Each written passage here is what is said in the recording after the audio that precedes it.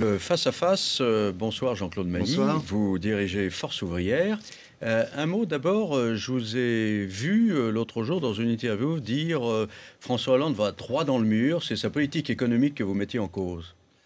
Oui, je considère que la politique économique qui est suivie est une politique, alors on l'appelle comme on veut, rigueur, austérité, comme dans tous les pays européens, même si, bien entendu, on n'est pas dans la même situation que l'Espagne, c'est évident. Mais globalement, oui, c'est la logique du pacte budgétaire européen, et on voit très bien les niveaux de croissance aujourd'hui dans l'ensemble des pays européens et dans l'ensemble de la zone euro. Le moins qu'on puisse dire, c'est que c'est pas terrible et que le chômage augmente partout. Donc oui, il y a une logique qui est une logique restrictive. Bruno Le Roux. J'entends. C'est un débat que nous avons aussi avec une partie de la gauche, une partie du Parti socialiste. Et moi, je suis convaincu que l'objectif que nous avons aujourd'hui, de ce début de quinquennat, qui est l'objectif de rétablir les comptes publics de notre pays, de sortir le plus vite possible de la crise où nous sommes. Et pour sortir de la crise, il ne faut pas s'y enfoncer encore plus. Alors on peut avoir un débat sur le rôle de la consommation, sur le rôle... Moi je pense que ce que nous faisons aujourd'hui en matière de justice, ce que nous faisons en matière d'emploi, avec une priorité affichée à l'emploi, c'est ce qui va nous permettre de sortir plus vite, de sortir mieux, et d'être ensuite dans la capacité à retrouver ce que vous appeliez, en tout cas votre prédécesseur, du grain à moudre pour faire en sorte de redistribuer. Je pense que c'est dans ce sens-là. Bruno Le Roux, pour sortir d'une crise, qui n'est pas qu'une crise française, j'en conviens, pour sortir d'une crise, il faut de la croissance. Pour le moment, on n'en a pas. La croissance, elle est à zéro, quasiment zéro. Alors réduire des déficits avec une croissance à zéro, ça veut dire pardonnez-moi l'expression, mais un peu purger les choses, comme on le voit sur les dépenses publiques et peut-être demain les dépenses sociales. Donc on est dans une logique restrictive. Diminuer les déficits quand la croissance est là, donc trouver les marges de la croissance, c'est inverser un peu les priorités. Mais la question de la croissance, elle ne relève pas simplement de la question de la consommation. Je pense qu'il faut la préserver. Je n'ai pas dit que ça relevait que de ça non plus. Élément. Je pense qu'il faut bien entendu faire attention à la préserver et qu'il y a là quelque chose de fondamental que nous ne devons jamais perdre de vue. Mais en même temps, c'est la question des entreprises aujourd'hui. Moi, ce qui m'intéresse aujourd'hui, ce que nous avons trouvé avec le rapport gallois, était quelque chose qui était connu, mais qui en même temps n'avait jamais été pris en compte. Pourquoi avons-nous fait un plan compétitivité tout de suite, dès notre arrivée, avec le vote notamment de ce crédit impôt, qu'il va falloir d'ailleurs bien surveiller, bien évaluer. Parce qu'il est sans condition. Parce qu'il est sans condition, mais parce qu'il est sans condition aussi les contreparties, en tout cas si ce que nous avons fixé comme objectif sera respecté. Et si ces objectifs ne sont pas respectés, alors, je le dis ici, je l'ai dit, nous introduirons des contreparties et de la conditionnalité. Parce que l'objectif, c'est bien de retrouver les entreprises qui soient en capacité de refaire aujourd'hui de bonnes politiques, d'exporter, de participer à la croissance. Moi, que la consommation de biens manufacturés a chuté de 0,2. Donc, il y a une consommation qui est négative aujourd'hui. Oui, mais c'est bien pour ça qu'il faut prendre des décisions. Oui, mais la consommation est aussi un moteur de l'activité économique. Or, ce moteur-là, aujourd'hui, il est en panne. Il tout saute drôlement, en tous les cas. Mais c'est bien pour ça qu'il faut tenir tout. Ce que nous faisons aujourd'hui, c'est d'essayer de préserver le pouvoir d'achat des Français. Nous avons même été, je considère que ce n'est pas, j'aurais préféré faire beaucoup plus quand il y a eu l'augmentation du SMIC que nous avons fait, mais qui n'avait jamais eu lieu sous la précédente. Il y avait eu des coups de pouce. Il n'y avait pas eu des coups de pouce. Il n'y avait pas eu de coups de pouce au niveau où nous l'avons fait. 0,6. Mais je considère que dans la période, nous devions Quand vous discutez avec quelqu'un qui touche le SMIC aujourd'hui, je peux vous assurer que la déception est grande, parce qu'il y a eu un mini coup de pouce sur 2 revalorisations. Mais c'est à ces personnes qu'il faudra le plus 3 rapidement euros, 3 possible, euros de plus par mois. Dès que nous Comme je l'ai indiqué à l'époque, c'est pas avec ça qu'on va en Belgique. Oui, mais c'est à ces personnes qu'il faudra bien entendu s'intéresser dès que nous serons en situation de pouvoir le faire. Oui, mais c'est bien long. entendu. C'est long. C'est ce que les gens disent, c'est long. Alors, résultat, vous, à travers cette discussion sur la politique économique, sur la consommation, c'est le soutien à l'activité, et évidemment, c'est la question de l'emploi. Alors vous, Jean-Claude Mailly, vous êtes à la tête de Force Ouvrière qui a refusé de signer l'accord du 11 janvier dernier entre partenaires sociaux. Alors dites pourquoi à Bruno Le Roux. Mais tout simplement parce que quand c'est bon, on signe. Quand on considère que c'est pas bon, on ne signe pas. Parce que c'est un accord très déséquilibré. On va faire une analyse complète ici, mais c'est un accord très déséquilibré. À la fois beaucoup de flexibilité, et je dirais la flexibilité maintenant, et après quelques têtes d'affiche, quelques slogans sur la complémentaire santé, sur les droits rechargeables, etc., qui sont peut-être demain, et en tous les cas, je prends l'exemple de la complémentaire santé, je mets au défi quiconque de me dire qu'il va y avoir une généralisation. Donc c'est à la fois beaucoup de choses. Moi, je l'ai dit, je félicite le patronat dans cette négociation. Donc un accord très déséquilibré. Alors maintenant, on va voir, puisque le gouvernement fait un projet de loi. Moi, je pense, ne serait-ce que pour des raisons purement juridiques, qu'il n'est pas transférable automatiquement. Donc quand j'entends, d'ailleurs, ça me fait toujours peur, moi, quand j'entends, même quand on signe, quand j'entends des responsables politiques dire qu'on va retranscrire l'accord dans la loi, je suis désolé, les députés, c'est eux qui votent les lois.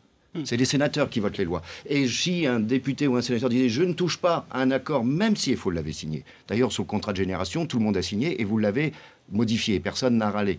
Ça veut dire que vous ne joueriez plus votre rôle. Et y compris par rapport aux engagements de la France, que ce soit vis-à-vis des conventions internationales, que ce soit vis-à-vis de la Charte des droits sociaux fondamentaux, ou par respect de l'article 34 de la Constitution, vous allez devoir regarder s'il y a des conformités. Et j'attends de voir ce que vous serez, selon moi, obligé de changer, ne serait-ce que pour des raisons juridiques. Et ensuite, il va falloir expliquer, et nous allons expliquer, d'ailleurs, les raisons pour lesquelles ces avancées nouvelles n'en sont pas.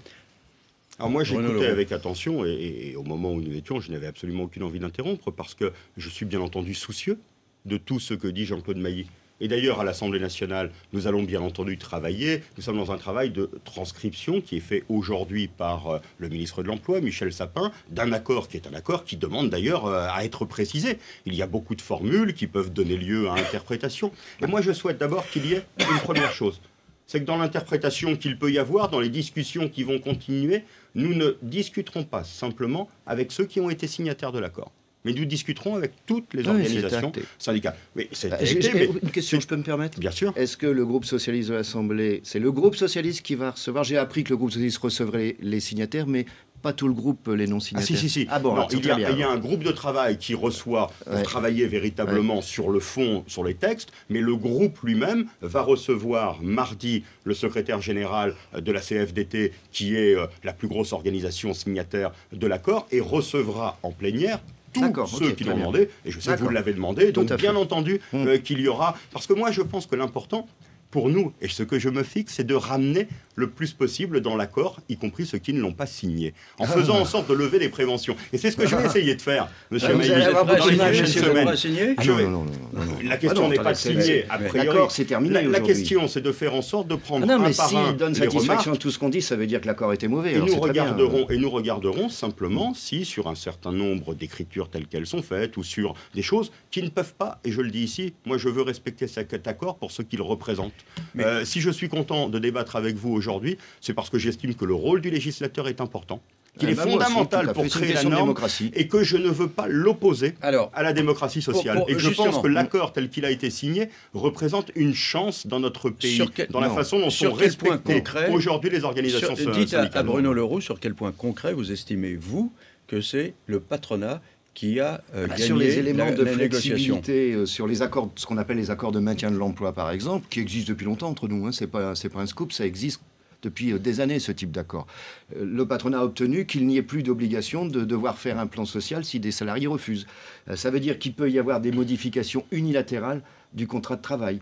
Il peut y avoir aussi sur la définition des plans sociaux, la nouvelle logique des plans sociaux, avec des procédures d'homologation qui, selon moi, ne sont pas conformes à la Constitution. Donc on aura l'occasion d'en rediscuter. Il y a de la mobilité forcée. Ça veut dire que si on vous oblige à être mobile dans une entreprise, pour des raisons de licenciement, des raisons économiques, si vous n'acceptez pas, vous seriez licencié pour motif personnel, ce qui sera, selon moi, contraire à la Convention 158 du travail. Voilà, il y a plein d'éléments de ce type. Ça, c'est ce que le patronat a obtenu. Ce qu'il voulait au début est obtenu. Et après, sur les droits dits nouveaux, écoutez, la complémentaire santé, ça va aggraver la situation. Mais sur ce que le patronat a obtenu, donc Bruno Le Roux. C'est là que nous avons une vraie divergence et que le débat va être intéressant dans les prochaines semaines. Moi, je considère que cet accord, et d'ailleurs je le vois bien dans le Tour de France qui me remonte des députés, ils voient des syndicalistes. Mais ils n'ont pas fini d'en voir, je crois. Mais tant mieux, nous sommes pour la discussion, mais ils voient aussi les chefs d'entreprise qui ne sont pas contents de cet accord. Et je pense que cet accord, moi je l'ai dit tout à l'heure, porte un recul idéologique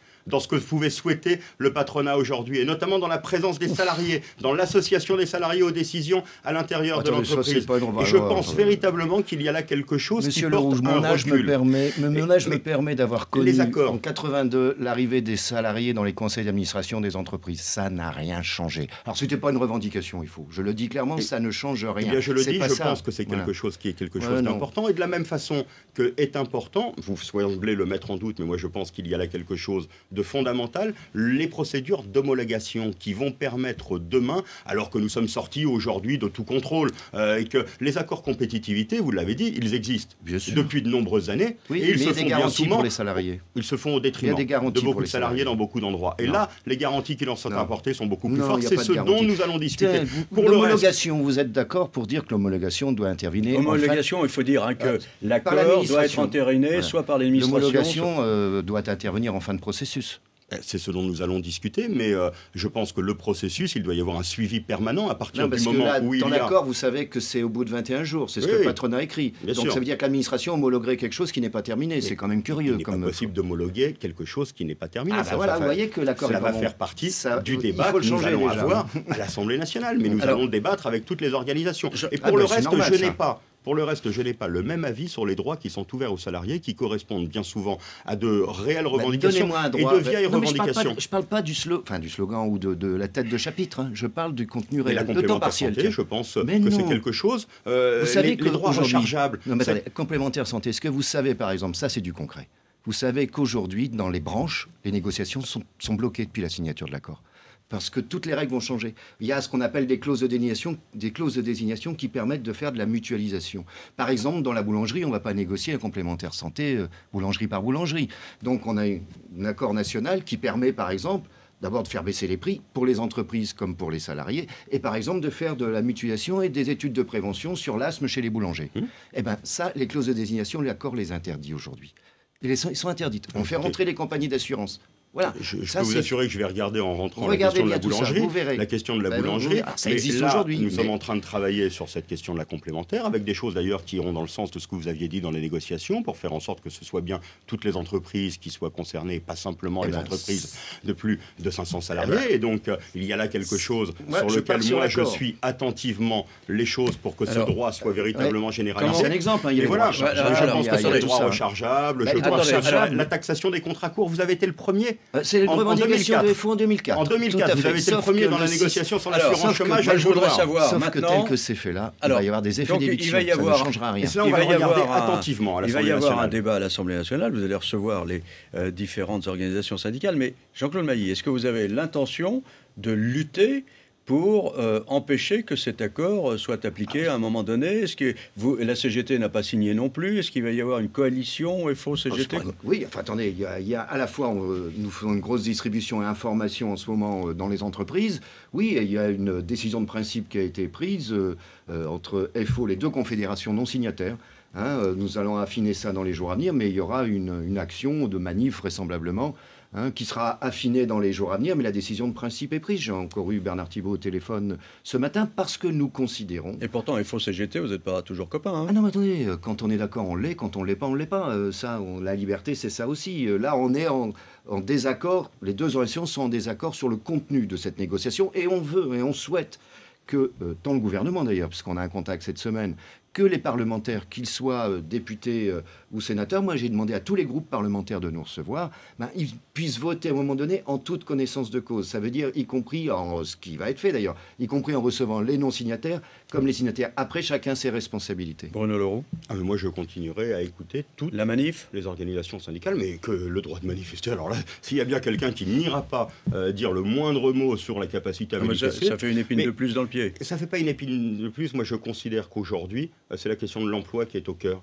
Et que la question de l'emploi, elle est portée aussi par les organisations syndicales et aussi par celles qui ne sont pas signataires. Et que donc se posent des questions qui sont des questions normales sur le droit des salariés, sur les reculs, sur ce que peut porter aujourd'hui un accord. Nous n'avons pas la même lecture. Moi, je veux chercher à convaincre. Et je dis que nous allons retranscrire cet accord avec loyauté pour l'accord tel qu'il a été signé, mais que je considère qu'il est encore plus important de discuter pour essayer de convaincre ceux qui ne l'ont pas signé. Il va nous rester 2 minutes. Je voudrais qu'on parle un instant de l'emploi dans la fonction publique. Alors, Jean-Claude Mailly, je vous ai entendu dire, dans le fond, avec la modernisation de l'action publique, en fait, le gouvernement actuel fait la même chose que le gouvernement précédent avec ce qu'on appelait la RGPP. Alors, oui, vous c'est trouvez pas que c'est qu'une pas la question. même chose? Oui, c'est pas qu'une question d'emploi et d'effectifs d'ailleurs, parce que si on augmente les effectifs d'un côté dans les ministères dits prioritaires, éducation nationale, justice, police, d'un autre côté on en diminue dans d'autres. Mais ça, c'est la question effective. Il n'y a pas que la question effective. Il y a la question de l'avenir du service public en tant que tel, du service public républicain. Et là, ce qui me remonte, tant du côté des militants que de pas mal de hauts fonctionnaires et très hauts fonctionnaires, c'est que la méthode a peut-être changé, mais l'objectif non. Et qu'entre la RGPP, ce qu'on appelait la RGPP, et la modernisation de l'action publique, il y a beaucoup de similitudes sur des remises en cause de services publics. Et quand on est dans une logique, alors on revient à ce qu'on dit tout à l'heure, de 60 milliards à peu près d'économies sur 5 ans, quand je vois la lettre que vient d'adresser le ministère du Budget aux autres ministères en disant on va faire des économies très ambitieuses et il faut faire des économies très ambitieuses sur 2014 en préparation du budget 2014, je sais ce que ça veut dire. Qu'on exige de présenter des réformes qui permettent d'économiser, ça veut dire que c'est en train de tendre dans la fonction publique. Pour les mêmes raisons, sur le fond, sur l'avenir du service. Vous savez, je prends un seul exemple et j'arrête là-dessus. J'avais attiré l'attention du précédent gouvernement sur, par exemple, le fait qu'avec la RGPP, aujourd'hui, dans les abattoirs de volailles, c'est plus l'administration qui contrôle la qualité de la viande, mais c'est par cahier des charges les entreprises privées. Ça, par exemple, c'est un exemple parmi d'autres, ça n'a pas changé. Bruno Le Roux. Une politique qui aboutissait à supprimer des dizaines de milliers de postes, elle pouvait porter le nom dans l'éducation nationale, elle pouvait porter le nom qu'elle voulait, c'était une politique imbécile. Et donc, quand on fait des choix, on doit les assumer. Et on doit éviter quelque chose qui soit, comme cela avait été fait par le précédent gouvernement, qui aboutisse à des scandales aujourd'hui, notamment sur l'éducation nationale. Mais je pourrais parler de la sécurité. Nous avons donné quelques ministères qui sont des ministères prioritaires, sur lesquels nous voulons concentrer l'effort. Et comme nous avons décidé, oui, de ne pas augmenter le nombre de fonctionnaires, ce n'est pas le diminuer.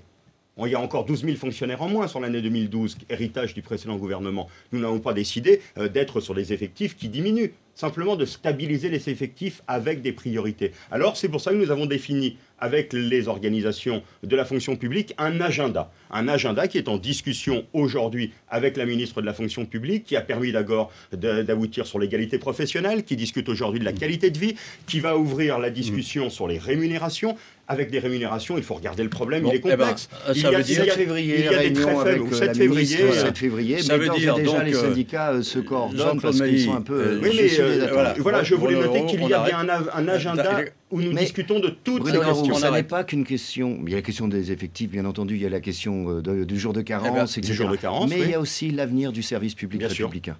Et ça, il est menacé. Mais vous ne pouvez pas penser que nous serons ceux qui remettront en cause, pour l'importance qu'il a pour la cohésion du territoire, le service public et les services publics locaux. Ça va vous donner l'occasion de vous rencontrer de nouveau, pas seulement sur ce plateau, mais également ailleurs, et sans doute à l'Assemblée nationale. Merci beaucoup, Jean-Claude Mailly, d'être venu débattre avec Bruno Le Roux. Dans un instant, la dernière séquence, l'After RMC avec Jean-François Aquili.